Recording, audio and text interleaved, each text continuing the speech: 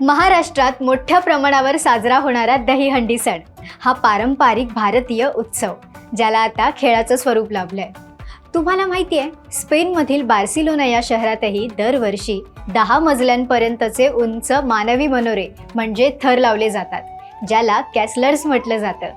Barcelona आणि कॅटालिनियामध्ये मानवी मनोरे बांधण्याची परंपरा 200 वर्षांहूनही अधिक काळापासूनची आहे. भारतातील दहीहंडी आणि स्पेनमधील दहीहंडीत दोन्हीमध्ये थर लागतात, पण त्यात एक फरक असतो. कॅसलर्समध्ये थर लावले जातात, पण वर हंडी नसते. सगळ्यात वर असणारा गोविंदा एक बाजूने सरळ वेगात वर चढत जातो, वर गेल्यानंतर दुसऱ्या बाजूने तसाच खाली येतो.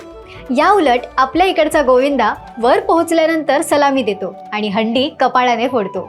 2011 मध्ये स्पेनमधील हे कॅसलर्स भारतात आले होते. त्यांनी 6 थर लावले होते.